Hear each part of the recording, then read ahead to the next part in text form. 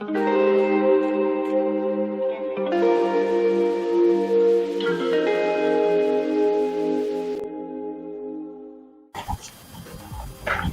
à tous et bienvenue sur la chaîne Alexandre Astronomie. Aujourd'hui, on fait un nouveau test spécial. J'ai acheté une nouvelle caméra qui s'appelle la ASI ZWO 678 MC. Donc, c'est une caméra planétaire avec un petit capteur et des petits pixels. Puis, je vais la jumeler avec mon 122 mm pour voir ce que ça va donner. C'est parti!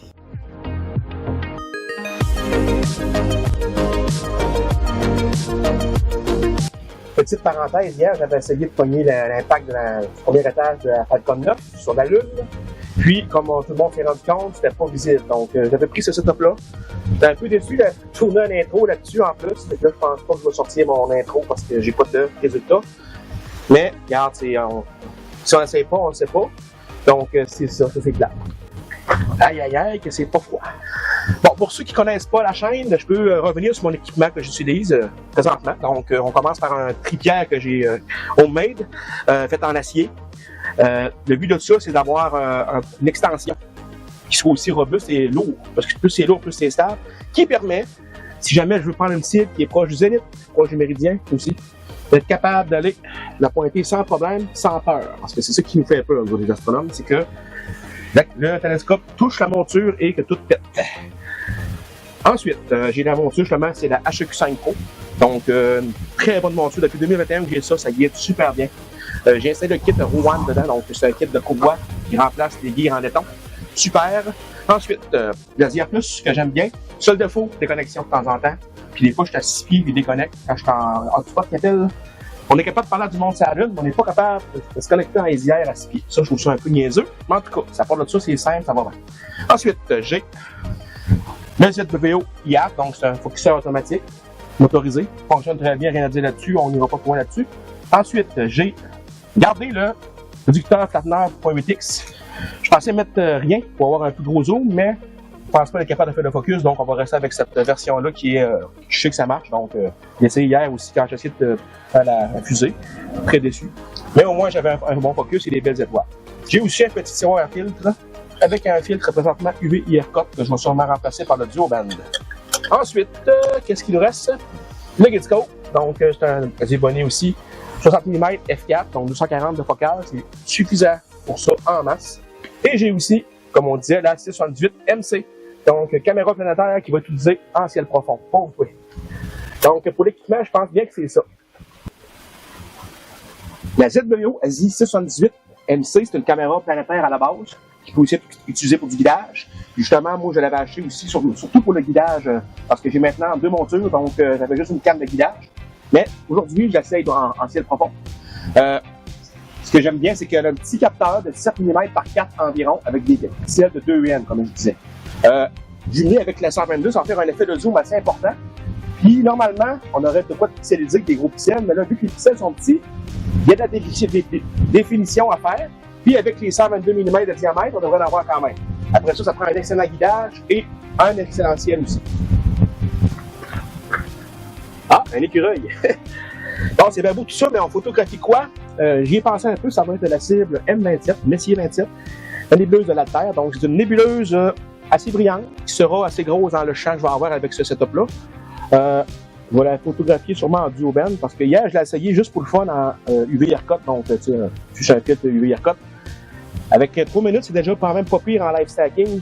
Et là, ce soir, ça va être guidé avec des pauses de 300 secondes et un filtre beaucoup plus restrictif. On parle du SV-Bony SV220, la version 3 nanomètres. Donc, c'est un filtre très restreint, 4 fois plus que mon NBZ, qui est déjà excellent. Donc, c'est sûr que c'est bon. Et sur ce télescope-là, il fonctionne très bien. Donc, c'est pas mal ça pour aujourd'hui. Ben, pour là. Je vais vous laisser là-dessus. Puis, on devrait se revoir pour pas d'autres parties de vidéo pendant que je vais shooter, si ça va bien. Des fois, ça va mal, on n'a pas envie de filmer, là, mais là, ça peut bien aller. Là.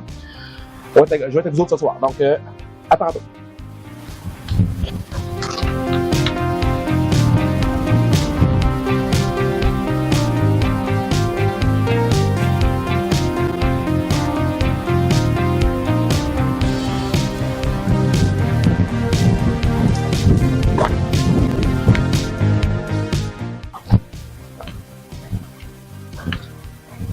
OK, la gang, on est sur la nébuleuse de la Terre, M27 Et ça va bien. On a ici la capture d'écran de mon téléphone, donc l'Asière. Et ce que je remarque, c'est que c'est extrêmement bruité. Le stacking d'Asière à la misère, il est stack quand même.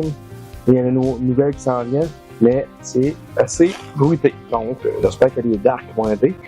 J'ai pas le choix d'en faire. D'habitude, avec mes caméras produits, des fois, j'en fais pas. Mais j'aurais pas le choix.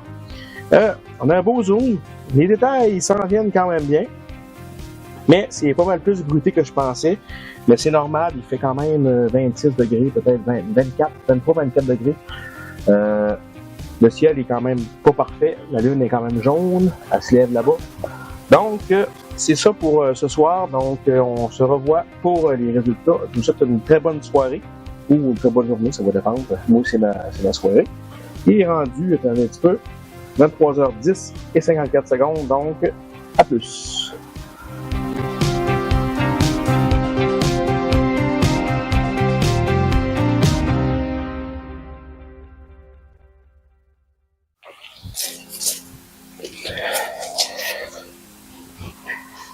Bon, eh bien, pour le son, je sais plus quoi faire. J'ai mis les micros ici, c'était pas bon. Dans le cou, c'est trop proche, le son est pas bon. Sur les poches, il y en a deux aussi, je sais pas si ça marche en stéréo. Là, je n'essaye un sur ma manche, donc on va voir comment ça donne. Et, ouais, pour le son, c'est ça. Si on en revient à la nuit d'hier, ça a bien été. Vous avez remarqué que c'était bruité beaucoup, puis vraiment bruité. J'ai fait les docks le matin. Mon erreur... hier, dans la nuit, la caméra se tenait à 26 degrés, 26,5. À matin, peut-être en partant ça, 33, 34 degrés. Donc, j'ai un gradient de température sur les darks qui ont sûrement pas aidé à la photo. J'ai stacké tout. Le signal est beau, mais j'ai un gros walking noise qu'on appelle, là. C'est un bruit de travers, là. Pourtant, le dithering est activé, mais peut-être qu'il n'était pas assez activé extrême. Donc, ça, c'est une autre erreur de ma part que je ne peux pas savoir. Donc là, en voyant ça, même si je refais une autre nuit avec plus de dithering, il va y avoir du bruit quand même, il fait chaud. La caméra non refroidie n'est pas faite vraiment pour ça. Elle est faite pour du vidéo rapide. Mais sa sensibilité est quand même excellente. Donc là, ce soir, tant qu'à faire, je me suis dit, on refait la même cible, mais avec une caméra refroidie, qui est la 585 MC Pro. Donc, c'est une caméra... assez semblable, je dirais. La seule chose, c'est qu'elle a des pixels plus gros, peut-être plus sensible un peu aussi, puis elle est refroidie. Donc là, j'ai le même format 4K qu'ils appellent, donc c'est 3820 par quelque chose, 2000 quelque chose, 2400 quelque chose. Puis là, je vais la refroidir à moins 10, parce que là, il fait tellement chaud ces nuits ici que je peux pas pogner moins 20, c'est possible. Même moins 15, ça va être dur, parce que là, c'est un delta de 30 degrés, donc s'il fait 26... ou 22. Je pense que ce soir, ça va être plus 22. Je devrais être à moins 8, moins 10, là, puis elle va être à 100%. Donc là, le télescope, il n'a pas bougé. Et ça va être une autre nuit d'astronomie, d'astrophotographie. Donc c'est parti, puis on se revient encore là-dessus. À tantôt, à plus tard. Ok, la gang, on se retrouve sur PixInsight. À noter que mon visage ne sera pas sur le côté parce que je filme dans un endroit restreint et que c'est pas possible, mais ça, c'est pas grave. Ce qu'on veut, c'est les résultats. Donc, c'est parti. On va commencer par les conditions d'observation. Donc, ça a été fait dans les nuits du 7 et 8 août 2026. On avait un ciel assez moyen avec un peu de fumée des feux et une lune à 50%. Pour la 678, on a pu faire 49 x 300 secondes d'exposition et pour la 585, seulement 41. Ça s'est fait entre 10h30 et 3h du matin. On va regarder les specs rapidement, je ne connais pas ça beaucoup, mais il y a quand même des choses que je vais vous montrer là-dessus. Donc, voici les specs. La chose qu'on veut voir, c'est la grosseur des capteurs. Donc, pour la 678, on a des capteurs de 7.7 par 4.3 mm, donc un petit capteur. Et pour la 585, on parle de 11.2 par 6.3. Encore là, un petit capteur, même moins. Mais chose intéressante, c'est qu'ils ont la même résolution, de 3840 par 2160. Et cela s'explique par la grosseur des pixels, qui sont de 2 UM pour la 678 et de 2.9 pour la 585. Autre chose intéressante, c'est le QE qui est Quantum Efficiency ou efficacité quantique. Donc 91 pour 83, ce qui est quand même semblable. Autre chose que je connais un petit peu, c'est le read noise, donc tout ce qui est bas, mais je pense que meilleur que c'est. Pour la 678, on parle de 0.6 et pour la 585, on parle de 0.7, donc encore là semblable. Donc, mis à part la grosseur des capteurs et le fait qu'ils soient refroidis, sont semblables. Ensuite, on va passer au stack juste auto-stretch, donc aucun traitement. On commence par la 678. On se rend compte que c'est assez bruité. Puis on voit encore là le walking noise que vous parlez, là. C'est épouvantable que c'est que ça a fait. Je ne sais pas ce qui s'est passé. Pourtant, avec la 585, ça n'a pas fait ça. Peut-être que mon auditeur n'est pas assez agressif pour ces caméras-là, je ne sais pas. Mais on constate quand même assez de signal dans la nébuleuse, quand même. C'est pas encore traité, il n'y a pas de Blu-ray, il n'y a rien là-dessus. Les étoiles sont belles aussi. Donc, c'est quand même une belle photo. À part le fait qu'il y ait du walking noise, que j'ignore pourquoi. On commence à avoir un peu les bras externes ici. Donc, c'est pas si pire quand même. On va aller voir le stack de la 585 maintenant, qui est ici. Donc là, c'est une autre histoire. Beaucoup plus de signal. On a un fond de ciel égal. Je ne sais pas pourquoi que ça a fait ça avec la 678. Vraiment, là, je pense que c'est la chaleur, j'imagine. En tout cas, les bras externes sont déjà visibles, sans traitement, incroyable. Puis là, je me pose une question. Il y a donc bien plus d'étoiles sur cette photo-là que l'autre. Pourtant, c'est les mêmes conditions. Même filtre. Même temps d'exposition, ou presque, même moins pour elle. Parce que quand on check celle-là, il me semble que les étoiles sont beaucoup moins présentes. Oui, je sais, c'est moins zoomé, même si, disons, je zoome comme ça. Pas ça, ouais. Puis on se rend compte que je comprends pas. S'il y a quelqu'un qui peut me le dire en commentaire, j'ai une idée, c'est peut-être les pixels qui sont plus grands sur la 585 et qui captent plus de lumière. Donc, à voir. Ensuite, je vais vous montrer les darks de chaque sensor. Donc, on va commencer par le 678. Donc, on se rend compte qu'il y a du bruit là-dedans. Et c'est normal, ça a été fait à 33 degrés Celsius aux petites heures du matin. Je pensais pas que ça allait avoir une différence énorme comme ça. Et je constate un peu la l'eau, je pense ici. Là. Un petit carré blanc. Ça n'affectera jamais les photos, mais c'est une constatation que je fais. Je le vois là en faisant la vidéo. Ensuite, le dark de la 585, lui, est beaucoup plus propre, bien sûr. Donc, c'est un dark tout à fait normal. Mais on se rend compte qu'il y a quand même du bruit. C'est à moins 15, ça là. Donc, ceux qui disent « Oh, je fais pas de dark, ma caméra est propre il y a toujours un peu de bruit dans les caméras. Donc, c'est toujours bon de faire des darks. Maintenant, on est rendu aux résultats finaux. Donc, on commence par la 678. J'ai pas trop poussé parce que il n'y avait rien à faire avec ça à cause du walking noise. On s'en rend compte ici, regarde, les lignes sont là.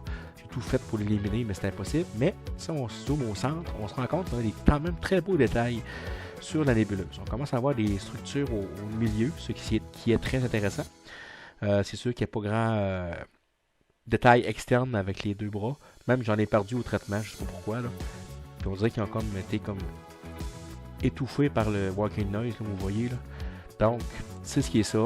Peut-être que, je sais pas. Peut-être que dans une nuit d'hiver, ça serait mieux à voir. Ensuite, on a le résultat final de la 585. Et là, c'est une toute autre histoire. Donc, la voici. Voilà. Donc là, il n'y a pas de mot pour ça. C'est beaucoup mieux. On a un beau ciel vraiment uniforme. Il y a l'hydrogène en background partout. On a 41 x 300, là, pas plus, moins que l'autre. On a une belle nébuleuse qui est vraiment bien définie. On a les bras externes qui sont très définis. J'ai fait un gros HDR là-dessus pour être capable de sortir les détails du centre. Et on voit aussi les structures du centre qui sont très visibles. Donc, c'est une excellente photo. Je suis surpris. Une nuit d'été, de fin d'été. Donc, je pense à c'est même pas 3 heures d'exposition. C'est fantastique. Chose que je remarque, c'est que mon SV220 fait des halos ici. Puis ça me dérange pas vraiment parce que c'est un filtre que j'ai eu à 250$ arrivé chez nous. Il en vaut plus que ça. Puis ça a 3 nanomètres de pente passante, donc c'est excellent. Donc, garde, c'est ça. Faire partie pour un test d'une caméra, ça finit qu'une comparaison, c'était pas voulu. On fait des vidéos, on s'amuse. Le but, c'est de faire des photos. Vous en avez une belle là, puis l'autre aussi. C'est des comparaisons, c'est pas des compétitions de capteurs, c'est juste montrer la différence. Et là, on a compris qu'une caméra non refroidie à des températures extrêmes en nuit, de 26 degrés Celsius, c'est pas approprié. Donc, ça va être tout pour ça. Je vais vous souhaiter une excellente soirée ou une excellente journée et aussi du bon ciel. Et on se revoit dans une autre vidéo qui s'en vient bientôt car ça va être l'éclipse partielle. Donc, à plus, bon ciel.